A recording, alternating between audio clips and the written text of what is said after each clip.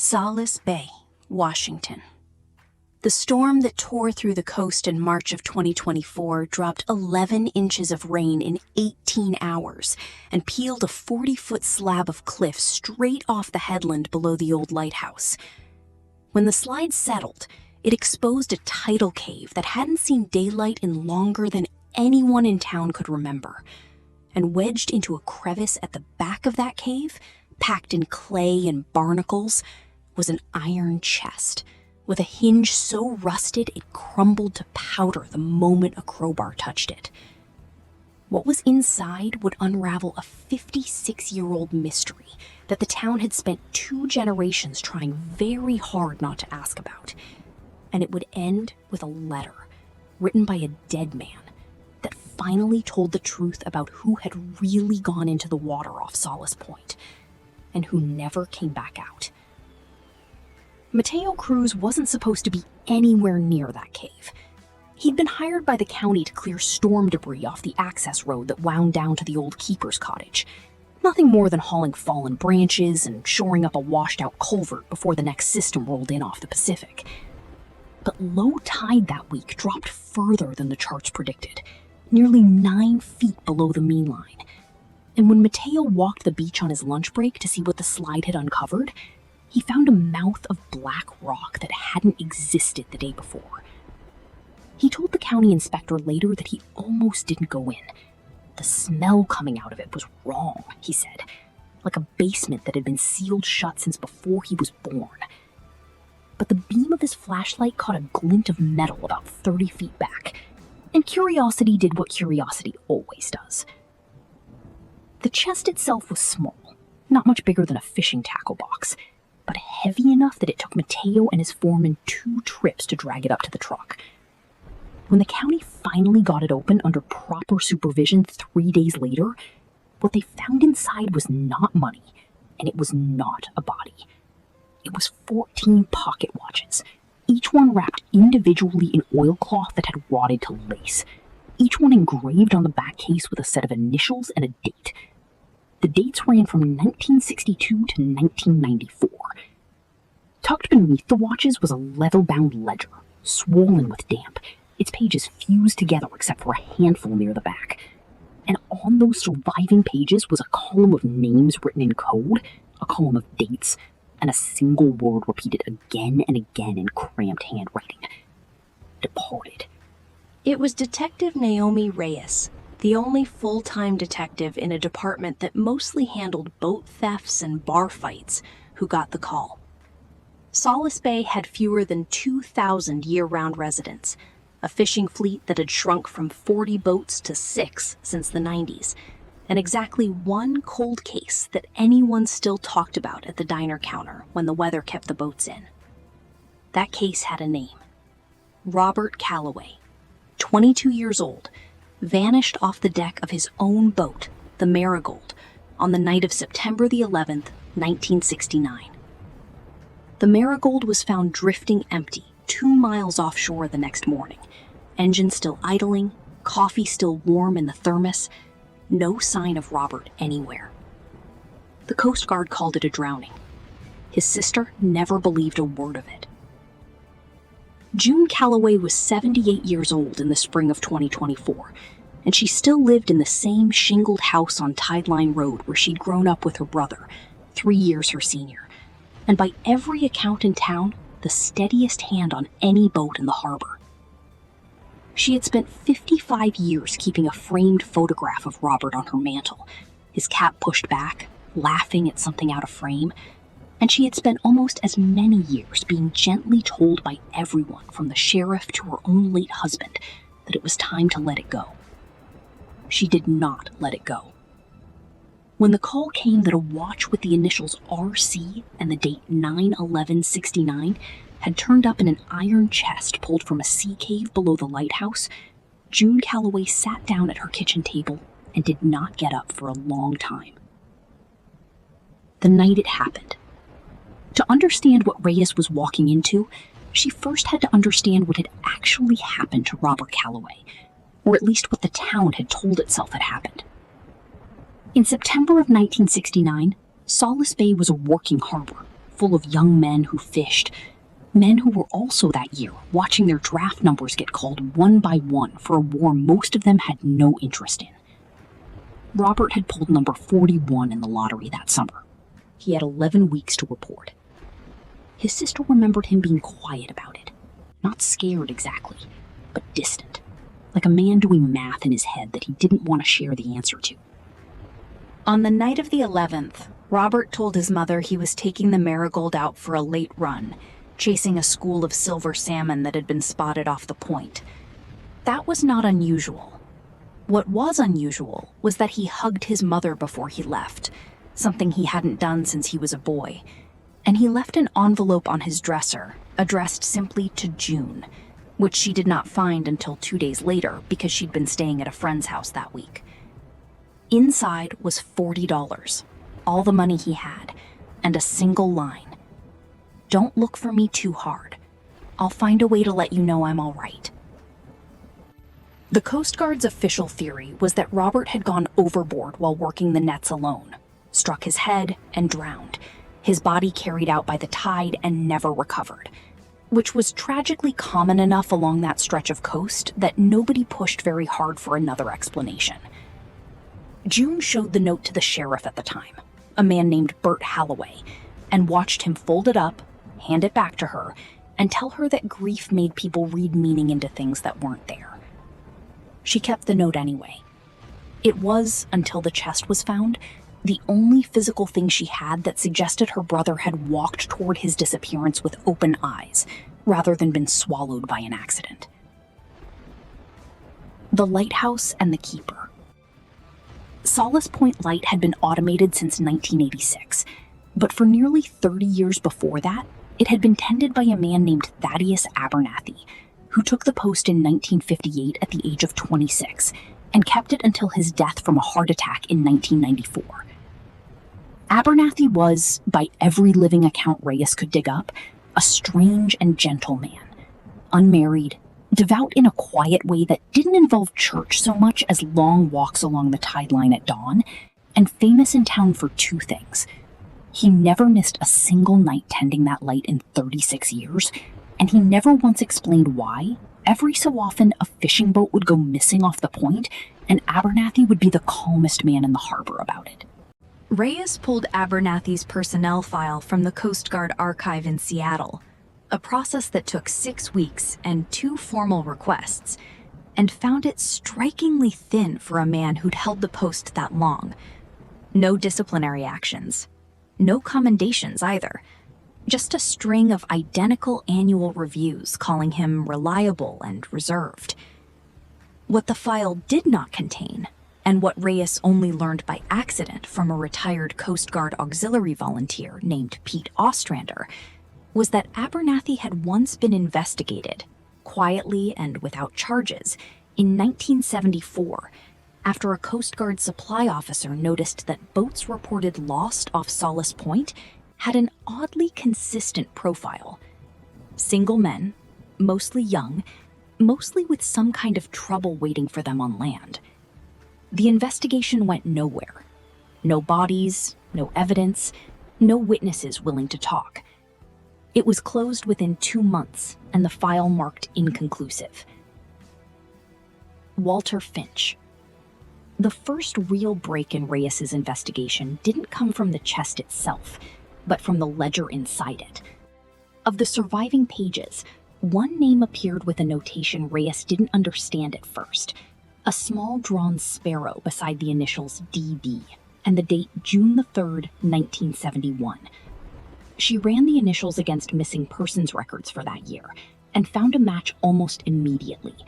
Daniel Boyce, 24, reported missing after his boat, the Constance, was found drifting off Solace Point with no one aboard, in nearly identical circumstances to the Calloway case 2 years earlier. Daniel Boyce's file had been closed the same way, presumed drowned. But unlike Robert Calloway, Daniel Boyce did not stay missing forever, at least not in the way everyone assumed. A property records search turned up a man named Walter Finch, born, according to public documents, in June of 1947, who had purchased a small house in Boise, Idaho in 1973, and lived there quietly ever since, working 31 years at a hardware store before retiring. Walter Finch had no birth certificate on file anywhere in the state of Idaho prior to 1972. Reyes drove 11 hours to knock on his door.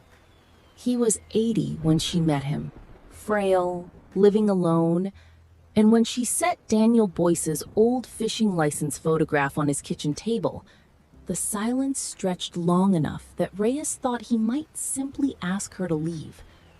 Instead, he asked her if June Calloway was still alive. When Reyes said yes, the old man's eyes filled, and he said, very quietly, that he supposed it was time. The far door. What Walter Finch told Reyes over the course of 3 long afternoons was the existence of a network that had operated out of Solace Bay between 1962 and roughly 1993, run by Thaddeus Abernathy, and known to the handful of people who passed through it only as the far door.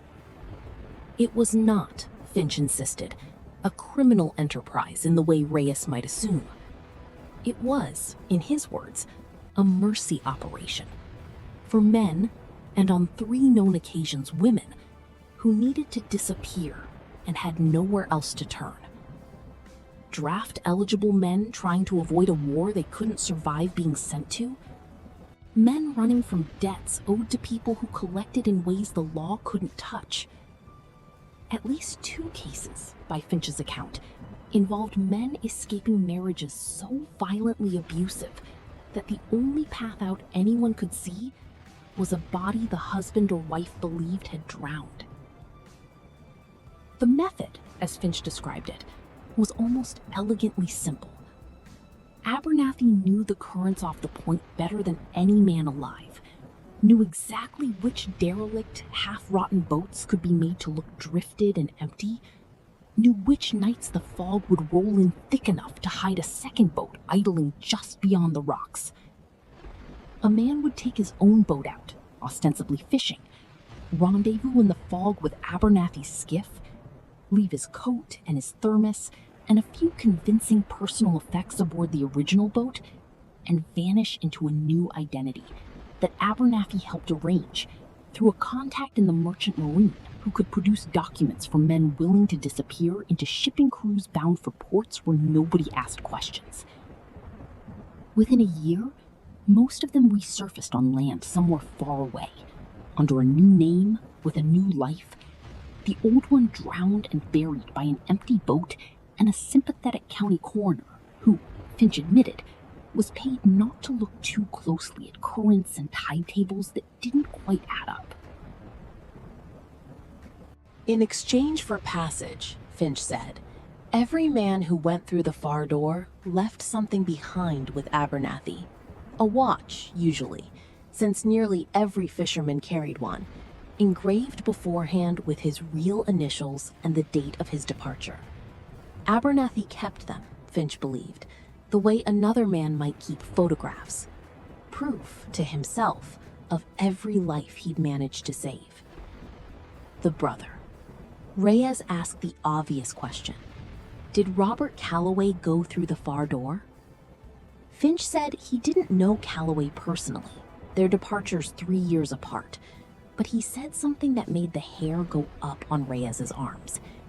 He said that in the small, scattered network of men who'd gone through Abernathy's door and quietly kept in touch with each other over the decades through forwarded letters and the occasional phone call, Robert Calloway's name had never come up.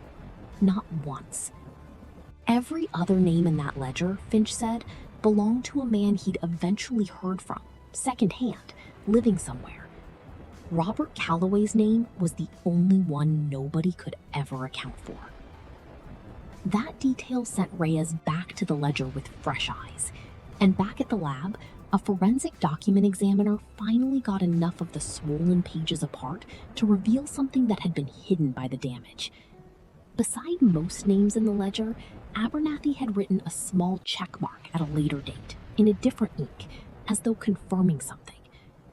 Beside Robert Calloway's entry, instead of a check mark, there was a question mark, circled twice, and beneath it, in handwriting clearly written years after the original entry, 3 words. Where is he? The lighthouse keeper's room. Solace Point Light had been decommissioned and handed to a small historical preservation trust in 2009.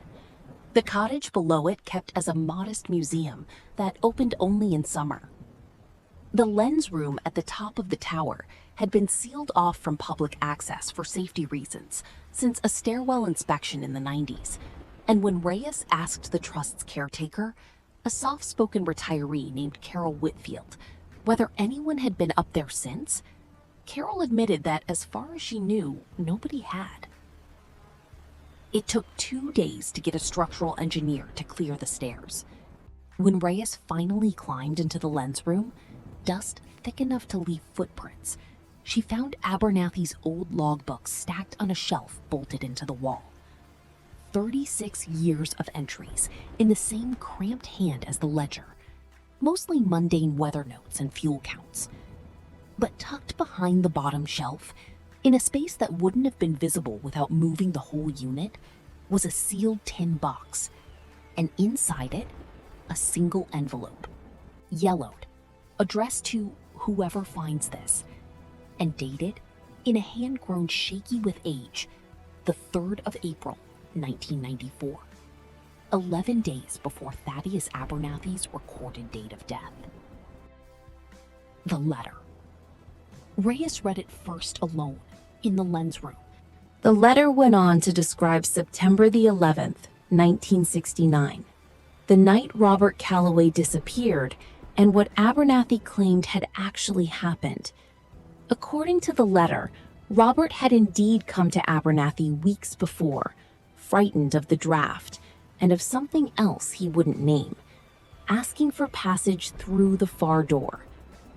Abernathy had agreed, and the plan had gone forward exactly as it had for every man before him, with one difference. The man who normally piloted the second skiff out to the rendezvous point, Abernathy's longtime hand, and the only other person who knew the full mechanics of the operation, a deckhand named Silas Webb, had gone out alone that night because Abernathy himself was laid up with a fever. Webb returned before dawn and told Abernathy that the transfer had gone smoothly, that Robert was safely aboard a freighter bound south, same as always. For years, Abernathy believed him.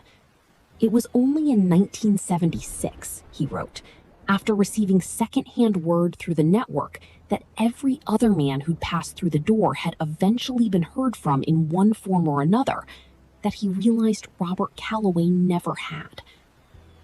He confronted Webb, who grew angry, denied everything, and the 2 men never spoke again, though Webb continued working the harbor for another decade.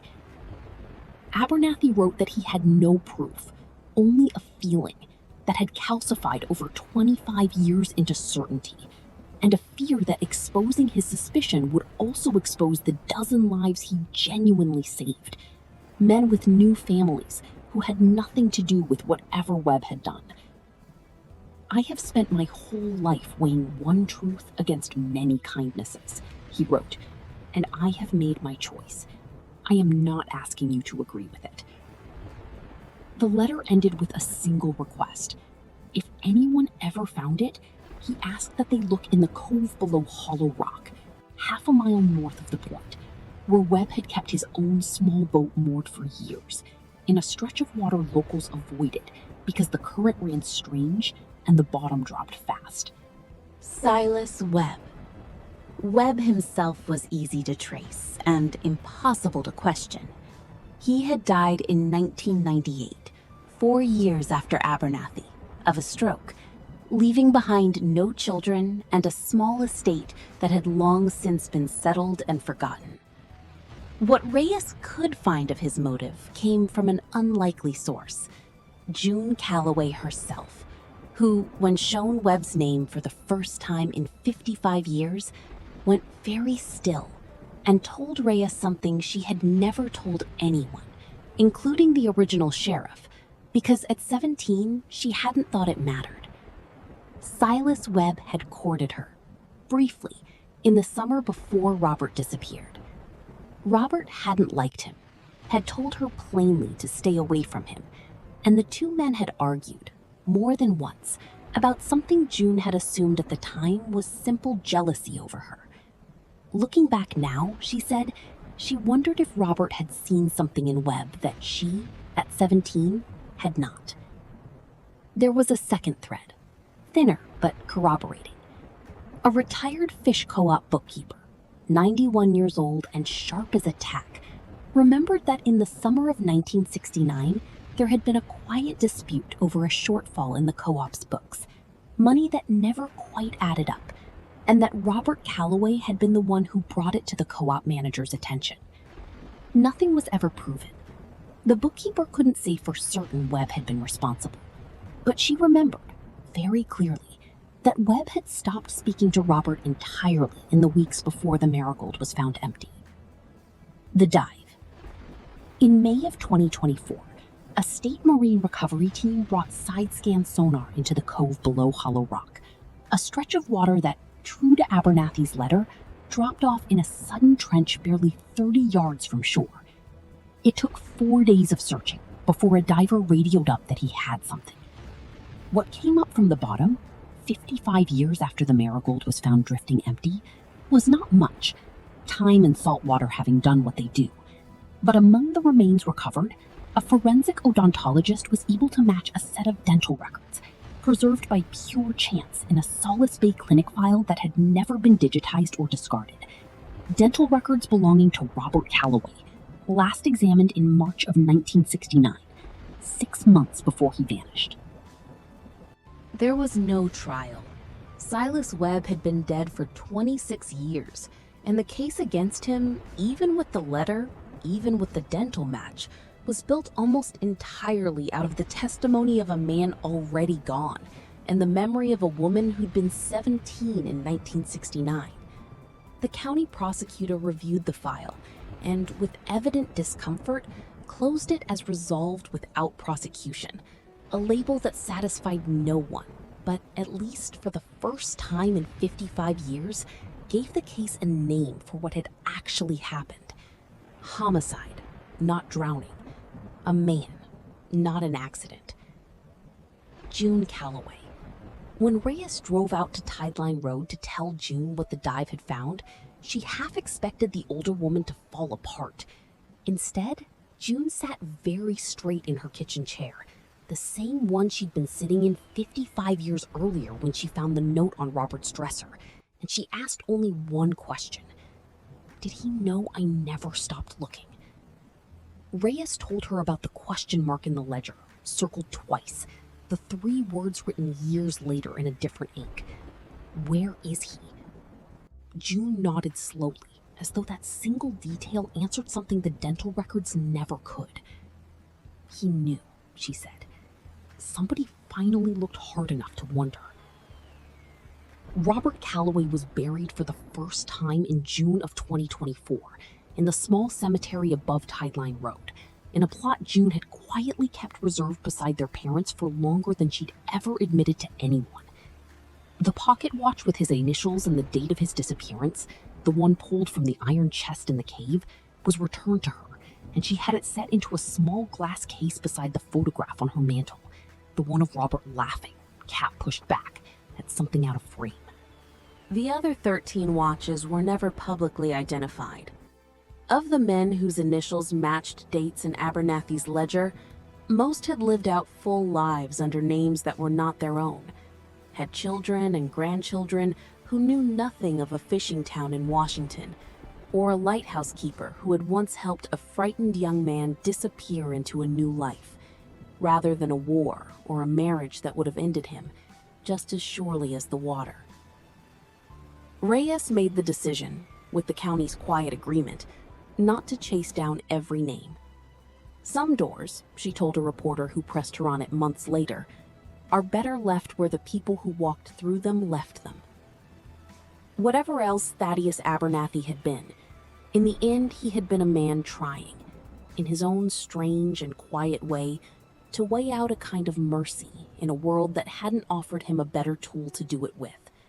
And he had carried, for 20 years, the one weight he couldn't make balance. Solace Point Light still stands above the headland, automated now, its lens turning every night without anyone climbing those stairs to tend it. The Historical Trust added a small plaque near the cottage in the fall of 2024, simple and unadorned, naming Robert Calloway and the date of his death as best it could now be determined.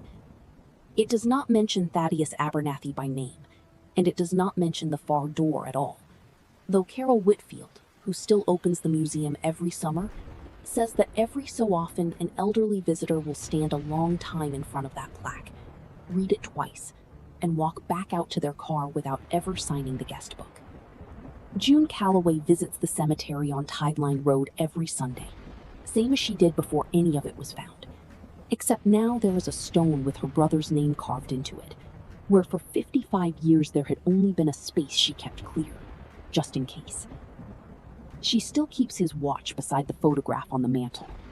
And some nights, when the fog rolls in thick off the water the way it always has in Solace Bay, she says she can almost hear the old foghorn from the point, sounding the way it used to, when her brother was still alive to hear it too, calling everyone safely home, and reminding anyone still listening that the sea keeps its own kind of ledger, and sooner or later, the county had barely closed its file on Robert Calloway when a second thread, one nobody had been looking for, began to pull itself loose.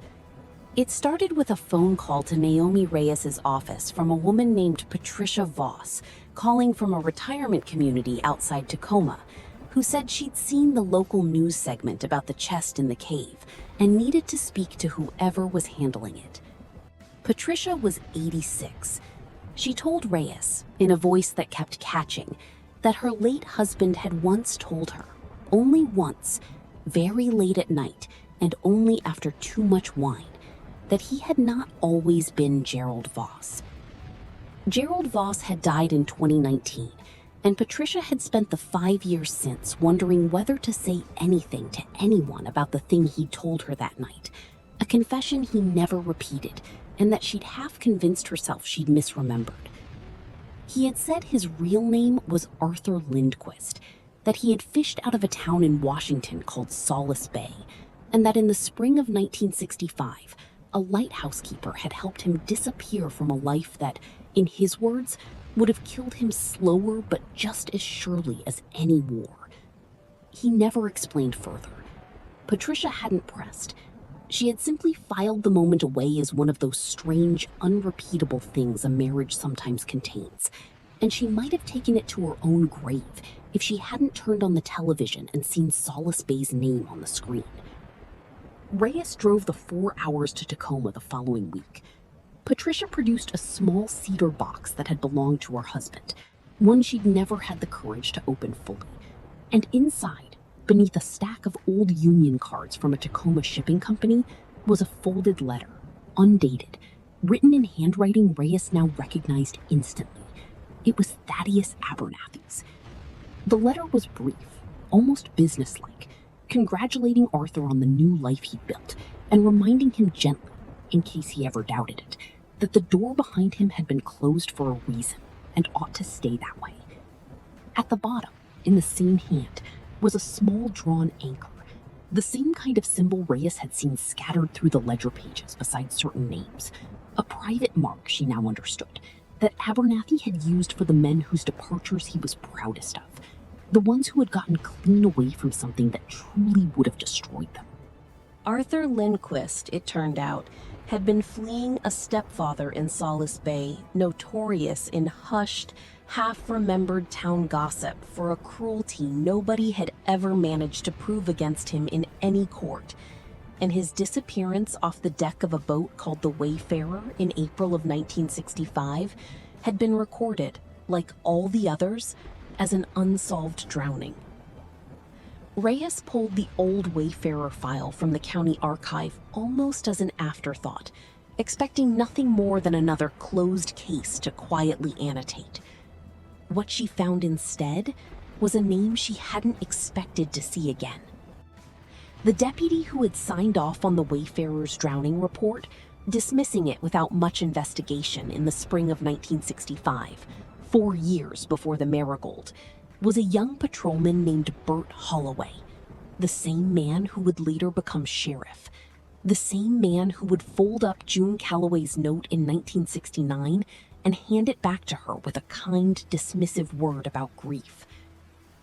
It took Reyes another week of digging through county hiring records to understand why.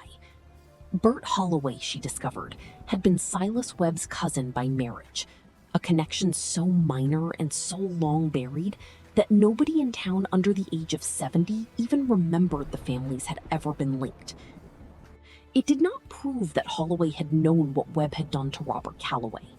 The evidence never quite closed that particular gap, and Reyes was honest enough in her own notes to admit it might never close. But it explained, finally, why 2 separate drownings off the same stretch of water, 14 years apart, had each been waved through by the same office with the same tired phrase, tragically common along that coast. It was not that Solace Bay Sheriff's Department had been complicit in covering up a murder. It was something smaller and sadder, the kind of quiet, familial incuriosity that lets a wrong thing settle into the shape of normal, simply because asking harder questions would have meant looking too closely at family and town and the threads holding both together. Reyes never charged anyone over the Holloway connection. Bert Holloway had been dead since 2003, and there was, in the end, no statute under which incuriosity could be prosecuted, even if she had wanted to try. But she added Arthur Lindquist's true name to the small, unofficial record she'd begun keeping in her own files, a record that existed nowhere official, of every life the far door had touched, the saved and the lost both. And she drove home that night past the lighthouse on the headland, its light turning patiently over the water the way it always had, and found herself thinking that some buildings, like some people, hold more inside them than they ever let on, right up until the moment the ground finally gives way.